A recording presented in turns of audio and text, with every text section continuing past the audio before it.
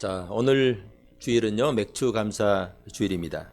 교회에서 1년이면 지키는 절기가 몇 개 있죠. 부활절, 맥주 감사절, 추수감사절, 그리고 마지막 12월에 성탄절이 있습니다. 자, 모든 절기들은 그 나름대로의 의미와 목적이 있습니다. 성경에 소개된 대부분의 절기들은 하나님께서 주신 은혜를 기억하고 감사하라는 그런 절기입니다. 특별히 맥주 감사절과 추수감사절은 각각 추수할 양식을 주신 하나님을 기억하고 감사하는 절기라 할 수 있습니다. 하나님은 이스라엘 백성들에게 세 개의 절기를 주시면서 모든 남자는 매년 3번씩 여호와께 나와 지키라 이렇게 명령하였습니다. 이것은 하나님의 백성으로서 마땅한 당연한 의무라라는 의미입니다. 자, 그 절기들을 보면은 우리가 익히 들여서 잘 아는 절기인데요. 유월절, 맥주절, 수장절입니다. 유월절은 애굽 땅에서 구원해 주신 하나님의 은혜를 기억하고 감사하는 절기입니다.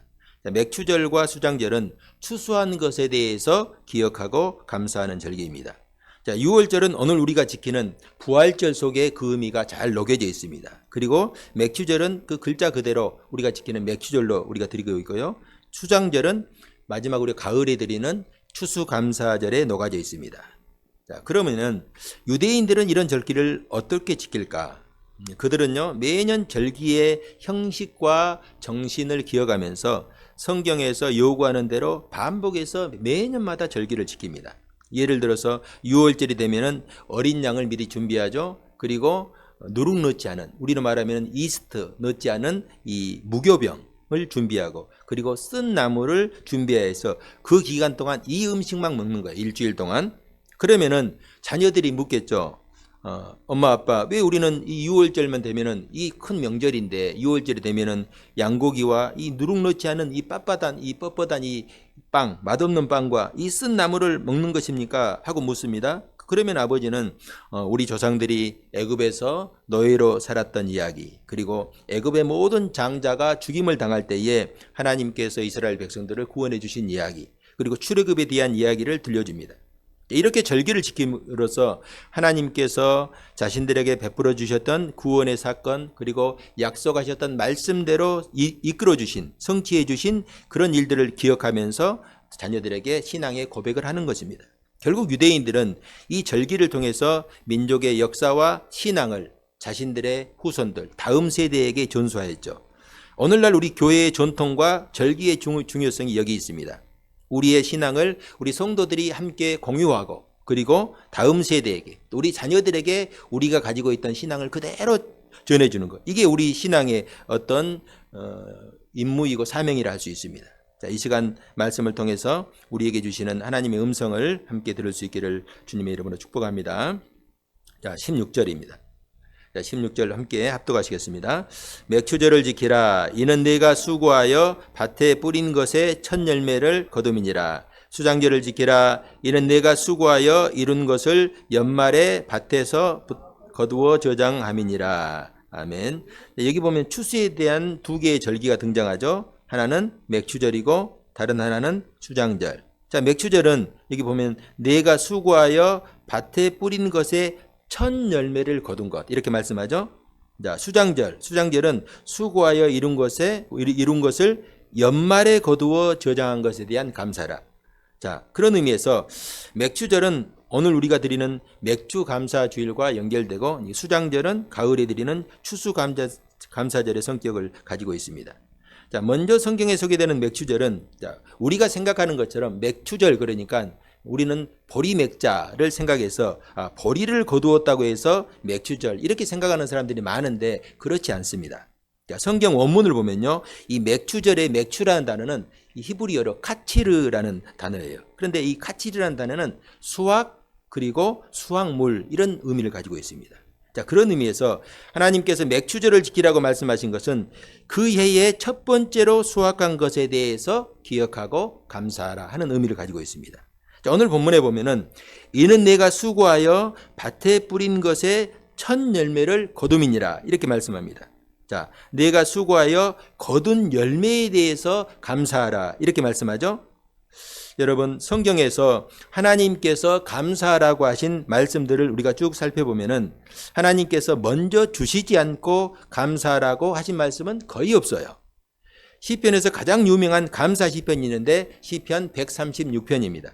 자, 거기에 보면요. 1절에 이렇게 시작합니다. 여호와께 감사하라. 그는 선하시며 그 인자하심이 영원하미로다. 자, 이렇게 시작해서 총 26절로 구성되어 있는데 매 절마다 감사하라는 말씀을 반복하고 있습니다. 자, 그런데 대부분의 감사하라는 말씀 앞에 그 감사의 이유를 다 설명하고 있어요. 자, 제가 몇 구절만 봉독해 드리겠습니다.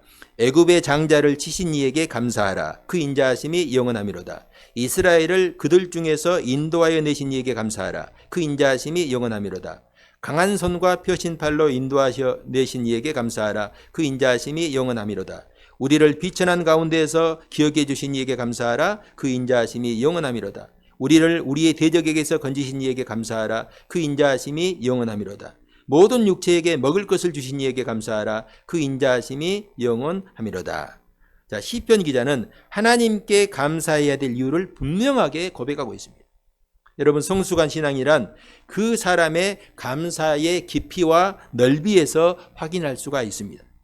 시편 기자는 두루뭉술하게 감사하지 않고 구체적이고 세밀하게 기억하면서 감사를 드리고 있습니다. 자, 예를 들어서 홍해 사건, 홍해를 가르치고 이스라엘 백성들을 건너게 하신 홍해 사건을 기억하면서 이렇게 감사해요. 홍해를 가르신 이에게 감사하라. 이스라엘을 그 가운데로 통과하신 이에게 감사하라. 바로와 그의 군대를 홍해에 엎드려뜨리신 이에게 감사하라.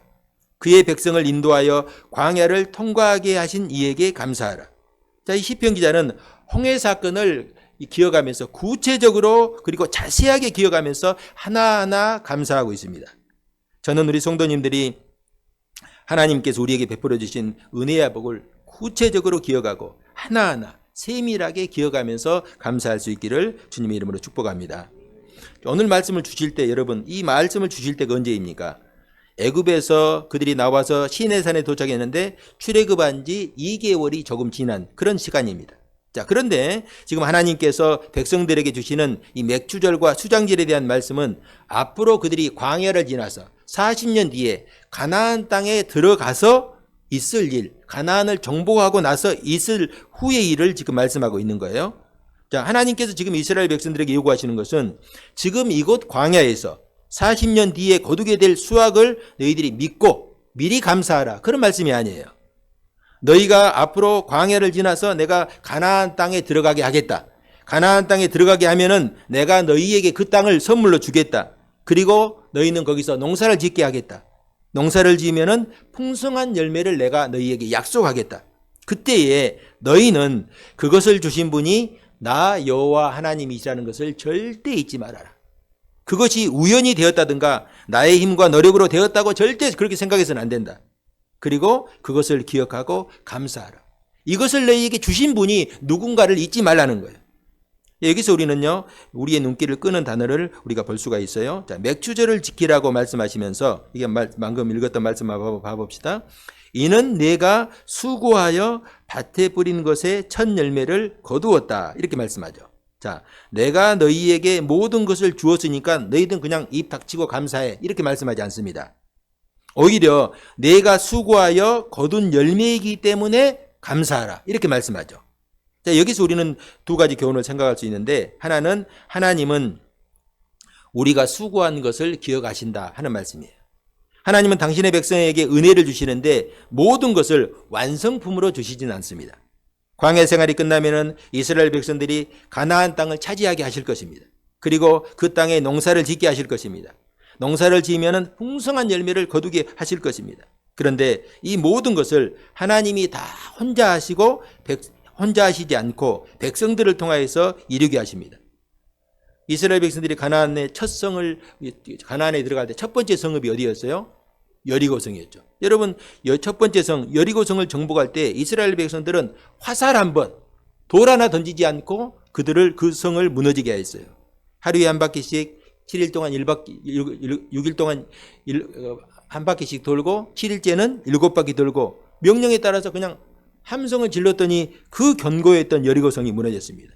자, 가나안 땅의 첫 번째 성을 하나님께서 그렇게 함락시키신 거예요. 이것을 두고 이스라엘 백성들이 야, 우리가 잘 싸워서 이겼다 이렇게 생각할 사람은 한 사람도 없을 것입니다. 여리고성을 그렇게 정복하게 하신 것은 앞으로 싸우게 될 가나안 땅의 모든 대적들을 하나님께서 이렇게 정복하게 하겠다 하는 약속의 말씀입니다. 자, 그런데 방법은 같지 않아요. 하나님이 정복하게 하시는 것은 동일하지만은 이제부터는 이스라엘 백성들이 직접 수고하고 싸우게 하실 것입니다. 이때 백성들이 기억해야 하는 것은 지금부터 우리가 가나안을 정복하고 우리가 싸우지만은 우리가 싸우는 것이 아니라 누가 싸우는 거예요? 하나님께서 싸우신다. 하나님께서 먼저 나가서 싸우신다는 것입니다. 그것을 믿는 믿음이죠. 이와 마찬가지로 이스라엘 백성들이 가나안 땅을 차지하고 농사를 지을 것입니다. 봄에 씨를 뿌리고 김을 메고 수고를 할 것입니다. 그러나 그들이 잊지 말아야 되는 것. 그것은 우리가 수고는 하지만은 사실은 누가 거두게 하셔요? 하나님께서 거두게 하신다 하는 것입니다. 그럼에도 하나님은 그래 너희들 농사 짓느라 수고 많았다 이렇게 말씀을 하십니다. 그렇다면은 백성들의 입장에서는 어떻게 고백해야 할까요? 그래 너희들 농사 짓느라 수고 많았다 이렇게 말씀하시면은 백성들은 아닙니다. 모든 것이 하나님께서 함께 하셨고 도와주셨기 때문에 가능한 일입니다. 하나님께서 이 땅을 우리에게 주셨잖아요. 하나님께서 이 땅에 농사를 지을 수 있도록 햇빛과 비를 주셨고 또 우리가 일할 수 있도록 건강을 지켜주셨잖아요. 백성들이 대적들이 우리를 침범하지 못하도록 안전하게 농사를 짓고 수확할 수 있게 했잖아요. 이렇게 고백하는 것입니다. 여러분 이런 자세가 하나님께 구원받은 성숙한 성도들의 바른 신앙이고 자세입니다. 자, 그런 의미에서 하나님께서 이스라엘 백성들에게 너희들이 절기를 지켜라. 특별히 맥추절을 지키라 말씀하신 것은 이런 하나님의 도우심과 은혜를 잊지 말아라 하는 말씀입니다. 여러분 복음서에 소개된 제가 자주 거론하는 이 말씀인데 어리석은 부자 여러분 잘 아시죠? 한번 생각해 봅시다. 그는 농사를 지어서 그의 대풍을 이루었습니다. 그는 마음속으로 이렇게 생각합니다. 내가 이렇게 곡식을 쌓아둘 곳이 없을 정도로 이렇게 대풍을 이루었다. 어찌할까? 내가 이렇게 해야 되겠다. 내 곡간을 더 크게 짓고 내 모든 이 곡식과 물건을 거기에 쌓고 이제부터 편히 쉬면서 먹고 마시고 즐겁게 살자. 이렇게 생각했어요. 부자는 자신이 거둔 소출에 대해서 내 모든 곡식이라고 생각했어요. 왜? 내가 수고해서 거두었으니까 이것은 내 것이라는 거예요. 그에게 하나님께서 말씀하시죠. 이 어리석은 사람아. 이 어리석은 사람아. 이 무슨 말이에요? 너는 그것이 다 진짜 내 것이라고 생각하느냐? 진짜 내가 노력해서 수고해서 그것을 내가 거두었다고 생각하느냐? 너는 그것을 하나님께서 주셨다는 사실을 아직도 모르고 있느냐? 이런 말이죠. 저는 우리 성도님들이 어리석은 부자와 같은 마음을 품지 않기를 바랍니다. 우리가 부르는 복음성가 중에서요. 용서하소서라는 복음성가가 있어요. 그 복음성가 찬양 가사가 이렇습니다. 주님 것을 내 것이라고 고집하며 살아왔네. 금은보와 자녀들까지 주님 것을 내 것이라.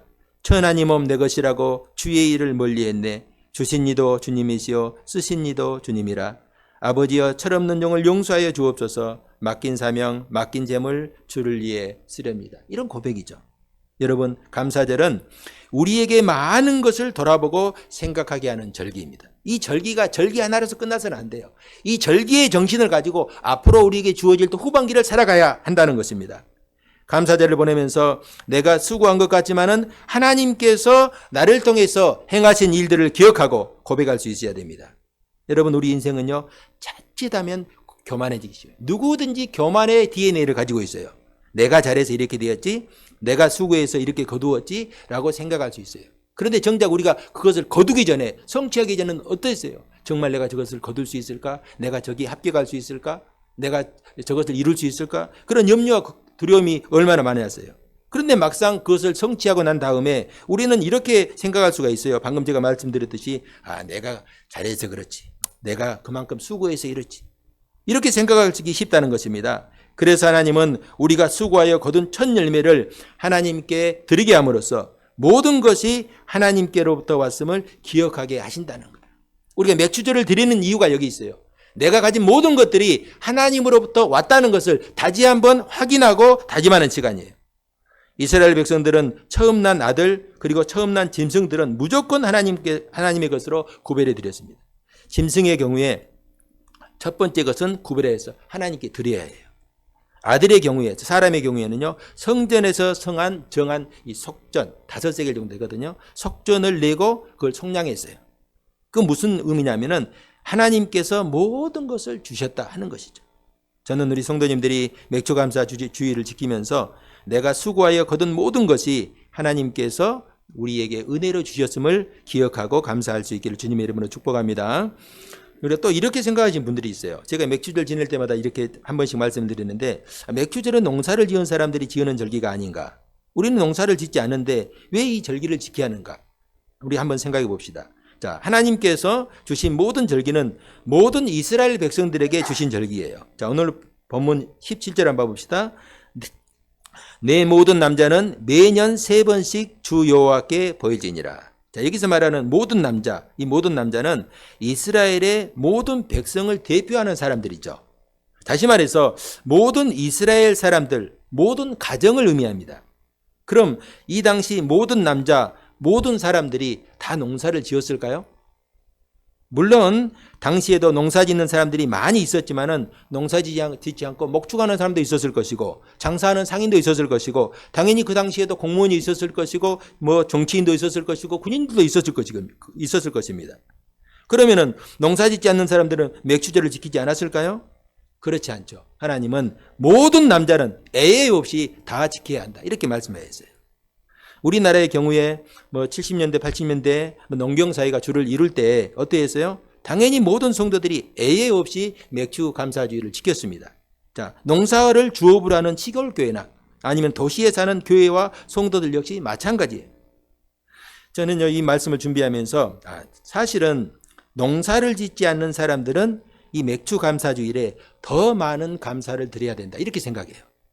우리가 알지 못하지만은 사실 농사 짓는 게 얼마나 힘듭니까? 할 수만 있으면 농사를 안 지려고 하잖아요. 가장 힘든 농사를 짓는 사람들이 있기 때문에 우리가 밥을 먹고 쌀을 우리가 주식으로 삼고 또 맛있는 과일을 먹을 수가 있습니다. 농사를 짓지 않았는데 농부들의 땀과 노력으로 거둔 열매를 우리가 돈을 주고 사 먹을 수 있다는 것이 이게 얼마나 큰 은혜입니까? 아니 목사님, 내 돈 주고 내가 사 먹는데 그게 무슨 은혜입니까? 이렇게 생각할 수 있죠. 아무것도 그 모르는 생각이에요. 여러분, 돈이 있으면은 모든 것을 할 수 있다 생각하지 말아야 됩니다. 하나님께서 허락하지 않으면요, 돈이 있어도 먹지 못할 수가 있어요. 이번 주일에 과일로 우리가 먹기 위해서 어제 아내가 마트에 가가지고 수박을 하나 사왔는데 수박이 거의 3만 원, 29,900 얼마인가 한다 하더라고요. 3만 원 정도 되는데, 여러분 그런데 만약에 우리나라에 이 여름에 태풍이 오고 홍수가 나가지고 수박밭이 다 잠겼다고 해봅시다. 그럼 어떻게 될까요? 한 통에 3만 원이 아니라 10만 원을 주고 살려고 해도 살 수가 없어요. 없으면요, 1,000만 금을 주고도 살 수가 없어요. 한 통에 100만 원씩 준다고 해도 없으면 못 사잖아요. 여러분 만약에 우리나라 이상기후가 반복되어서 3년만 이상기후가 생겨가지고 여러분 비가 안 오고 이상기후가 발생해가지고 벼농사를 지을 수 없다고 한번 생각해 보세요. 지금 쌀 한 포대에 20kg 한 포대에 보니까 한 6만 원, 5만 원, 6만 원, 7만 원 정도 하더라고요. 그런데 만약에 농사를 한 3년만 못 지잖아요. 그러면은 쌀 한 가마니를 100만 원 주고 살려고 해도 못 살 수가 있어요. 여러분 이거 기억해야 돼요. 아니 목사님 쌀 없으면 빵을 먹죠. 쌀이나 밀이 있어야 그걸로 빵을 만들든가 떡을 만들든가 할 것 아닙니까? 여러분 만약에 우리나라의 우크라이나와 팔레스타인 가자지구 이란처럼 전쟁이 일어나면요 어떻게 될까요? 한번 그런 거 생각해 보지 않았어요? 여러분 이 지구상에 있는 나라 중에서 전쟁이 일어날 수 있는 확률이 가장 큰 땅이 어딘지 아세요? 바로 우리나라입니다. 이 지구상에 있는 많은 나라 중에서 가장 전쟁이 일어날 수 있는 확률이 높은 나라가 우리나라예요. 가장 불안한 나라가 우리나라예요. 그런데요, 우리나라 사람들, 또 우리 성도들은요, 얼마나 믿음이 하는가? 절대 전쟁 같은 거 생각하지 않아요. 여러분, 이 전쟁의 그런 위기 가운데서 하나님께서 우리나라를 지켜주시고, 우리가 이렇게 살 수 있는 거 얼마나 큰 은혜예요. 지금 우리가 당연하다고 생각하고 있는 것이 전혀 당연한 것이 아님을 기억하는 게 우리 성도들의 다른 신앙의 자세예요. 신명기 16장 12절에 보면요. 너는 애굽에서 종되었던 것을 기억하고 이 규례를 지켜 행할지니라. 이렇게 말씀해요. 이 절기를 지킬 때 우리가 본래 어떤 자리에 있었는지 어떻게 이런 복을 받았는지 기억하라 하는 말씀입니다. 여러분 오늘 내가 누리는 복이 당연한 것으로 생각하지 않기를 바랍니다. 내가 사는 집, 내가 타고 다니는 차, 내 가족과 자녀들, 내가 누리는 이 자유와 건강, 여러분 결코 당연한 게 아니에요. 모든 것들은 하나님께서 주신 은혜이고 축복입니다. 저는 우리 성도님들이 지금까지 함께 하시고 베풀어 주신 하나님의 은혜와 복을 기억하고 하나님께 감사할 수 있기를 주님의 이름으로 축복합니다. 이처럼 맥주절은 하나님께 주신 것에 대한 감사의 의미를 담고 있지만은 여기에는요 또 다른 영적인 의미가 담겨져 있습니다. 자, 구약 성경에 등장하는 절기, 성전 제사 모든 것들은요 장차 오실 그리스도를 예표하는 기능을 한다 그렇게 말씀을 드렸죠. 자, 유월절은 이 땅에 어린 양으로 오신 그리스도를 예표합니다. 그리고 마찬가지로 맥주절 역시 그리스도를 예표하는 기능을 가지고 있어요. 자, 맥주절은 다른 일이 또 있다고 했죠. 다른 일이 뭐가 있어요? 칠칠절 그리고 또 하나 오순절. 자, 칠칠절은 7주를 7번 지나서 77에 49 7주를 7번 지나서 지낸다 해서 칠칠절이에요. 그리고 오순절은 50일째 되는 날. 그 오순절이 여러분 이거 우리가 참 착각하기 쉬운데 오순절은 5월달, 칠칠절은 7월달, 6월절은 6월달 이렇게 생각할 수가 있어요. 그런데 그런 게 아닙니다. 오순절은 다섯옷다 열순자 50일째 되는 날 지킨다 해서 오순절이에요. 자, 그러면은 칠칠절과 오순절의 날짜를 언제부터 계산하는가 이게 가장 중요하죠. 칠칠절도 알고 오순절도 알아요. 그런데 이게 무엇을 기준으로 해서 이 날 계산하는가? 자, 그 날이 바로 초실절입니다. 자, 초실절 여러분, 초실절에 대해서는 여러분이 아마 생소할 수가 있어요. 자, 신명기 16장 9절에서 보면은 이렇게 말씀을 합니다. 자, 7주를 셀지니 곡식의 낫을 대는 첫날부터 7주를 세어 내 하나님 여호와 앞에 칠칠절을 지키되. 자, 여기에서 곡식의 낫을 대는 첫날을 초실절이라고 불러요. 첫 번째 곡식을 거둔다 의 초실절이에요. 이것은 이스라엘의 북쪽 갈릴리 최북단에서 가장 먼저 이삭이 펼 때를 말합니다. 우리로 말하면은 강원도 강릉에서 가장 먼저 수확하는 것과 마찬가지예요. 그러니까 같은 나라에도 이 높이에 따라서 위도에 따라서 이게 그 수확의 시기가 조금씩 달라지잖아요. 그러니까 이스라엘 북쪽 최북단에서 가장 먼저 이삭이 피었을 때 그것을 딱 한 묶음 베가지고 와가지고 성전에서 드리는 게 흔들어 드리는 게 이 초실절이에요. 자, 그런데 이 초실절이 언제냐? 정확히 날짜가 이제 있습니다. 이 초실절은 6월절 후. 6월절이 몇 요일이에요? 6월절이 금요일이죠. 6월절 후. 그러면 금요일 다음에 무슨 날입니까? 토요일이죠. 유대인들이 토요일은 무슨 날이에요? 안식일이죠. 그러니까 이 초실절은 6월절 후 안식일을 지나고 첫날이에요. 그러면 초실절이 몇 요일이에요? 우리는 말하는 주일이죠. 그 당시 이 유대인들에게는 주일이 아무런 의미가 없거든요. 안식일이 중요하지. 그런데 구약에서 초실절은 6월절 후 안식일이 지난 첫날을 지금 지정해 두었어요. 자, 여러분 안식일이 지난 첫날 신약성경에서 굉장히 많이 반복돼요. 여러분 이 안식일이 지난 첫날 여러분 혹시 기억난 말씀이 없어요? 바로 우리 주님께서 부활하신 날이에요. 우리 주님께서 6월절이 지나고 안식 후 첫날 새벽에 부활하셨잖아요. 자, 이 말씀 마태복음 28장 1절에 보면은 안식일이 지나고 안식 후 첫날이 되려는 새벽에 막달라 마리아와 다른 마리아가 무덤을 보려고 갔더니 또 마가복음에 보면요 16장 2절에 안식 후 첫날 매우 일찍이 해도 들 때에 그 무덤으로 가며 누가복음 24장 1절 안식 후 첫날 새벽에 이 여자들이 준비한 향품을 가지고 무덤에 가서 요한복음 20장 1절 안식 후 첫날 일찍이 아직 어두울 때에 막달라 마리아가 무덤에 와서 돌무덤에서 옮겨진 것을 보고 자, 이 사복음서 저자들이 한결같이 안식 후 첫날 새벽을 반복하고 있어요. 왜 그럴까?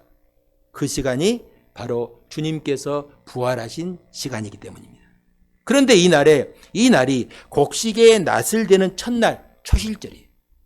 그러니까 이 역사적인 사실로 보면은 제사장들이 초실절 열매를 베기 위해서 그 갈릴리 그 북단에 있는 이스라엘 북단에 있는 갈릴리 가지고 초실절 열매를 딱 베는 그 순간에 무덤문이 열리고 예수님께서 부활하신 거예요. 놀라운 일이죠. 주님이 부활하신 안식 후 첫날 새벽과 초실절 열매를 베는 그 시각이 우연히 맞아떨어진 것이 아닙니다. 하나님의 계획 가운데서 6월절이 지난 안식 후 첫날 초실절 열매를 따게 하셨고 무덤에 묻히셨던 주님은 정확하게 그 시간에 부활을 하셨습니다. 자, 고린도전서 15장 20절에 보면은 이렇게 말씀해요. 그러나 이제 그리스도께서 죽은 자 가운데서 다시 살아나사 잠자는 자들의 첫 열매가 되셨도다. 자, 첫 열매가 되셨다는 것은 초실절 열매가 되었다는 말입니다. 자, 어떻게 되었는가? 예수님이 부활하신 날로부터 정확하게 50일째 되는 이 오순절에 마가의 다락방에 모인 120명의 성도들에게 성령께서 임하신 거예요. 자, 이 땅에 영적인 추수가 시작되었다 하는 것입니다. 자, 이것이 바로 사도행전 2장에 소개됐던 오순절 사건입니다. 여러분, 거기서 그치지 않고 그들을 통하여서 예루살렘과 온 유대와 사마리아 땅까지 복음이 증거되었죠. 자, 부활의 첫 열매가 되신 주님을 따라서 부활의 열매로 추수가 시작되었다 하는 것이에요. 이런 사도 바울이 예수님께서 잠자는 자들의 첫 열매가 되셨다라고 말씀하시는 것은 초실절 열매를 가리키는 거죠. 초실절 첫 열매를 따고 나서 50일이 지난 이후에 풍성한 수확을 한 것처럼 예수님께서 부활의 첫 열매가 되었다 하는 것은 초실절이 지나서 맥주절이 되었을 때 놀라운 수확의 역사가 일어날 것이다 하는 것이죠. 우리가 이렇게 예수님을 믿고 하나님의 자녀가 된 것은 결코 우연이 된 것이 아닙니다. 놀라운 하나님의 예정하심과 섭리와 은혜로 되었습니다. 에베소서 2장 8절에서 9절에 보면요, 너희는 그 은혜에 의하여 믿음으로 말미암아 구원을 받았으니 이것은 너희에게서 난 것이 아니요 하나님의 선물이라. 행위에서 난 것이 아니니 이는 누구든지 자랑하지 못하게 함이라. 아멘. 이것은 너희에게서 난 것이 아니요 하나님의 선물이라 말씀합니다. 우리의 노력이나 의로 된 것이 아니니 자랑할 수가 없습니다. 오히려 우리는 주님께서 주신 이 귀한 선물을 기억하고 감사할 뿐입니다. 저는 우리 성도님들이 이 오순절 절기 속에 담긴 이 영적인 의미를 온전히 이해하고 고백할 수 있기를 축복합니다. 오순절 마가의 다락방에서 시작된 영적인 추수에 주님께서 우리를 동참하게 하셨고 또 우리도 추수할 일꾼이 되어서 주님의 추수에 헌신하게 우리를 불러주셨습니다. 주님께서 제자들을 바라보면서 추수할 것은 많되 추수할 일꾼이 부족하다 하시면서 제자들을 부르시고 또 제자들을 불러주셔서 그들에게 성령을 부어주시고 추수할 수 있는 그런 일꾼으로 삼아주셨습니다. 사랑하는 성도 여러분, 너는 애굽에서 종되었던 것을 기억하라 하는 말씀은 지금 내가 누리고 있는 모든 것들이 하나님께서 주셨다 하는 말이에요. 내가 처음부터 가지고 있었던 것은 단 하나도 없어요. 지금 내게 주어진 것들은 당연한 것으로 여기지 않기를 바랍니다. 맥주 감사주의를 보내면서 하나님께서 베풀어 주신 은혜와 사랑을 기억하고 감사할 수 있기를 바랍니다. 또한 이 땅에 영적인 추수가 시작되었음을 기억할 수 있기를 바랍니다. 부활의 첫 열매가 되신 우리 주님은 우리를 부활의 열매로 추수하셨고 또한 우리를 통하여서 많은 영혼들을 추수하기를 원하시고 성령 하나님은 지금도 주님의 몸된 교회와 성도들을 통하여서 추수의 일들을 감당하고 있습니다. 우리가 이 한 주간도 주님께서 베풀어 주신 이 은혜를 기억하고 감사하면서 주님의 추수에 동참하는 복된 삶을 살아갈 수 있기를 주님의 이름으로 축복합니다.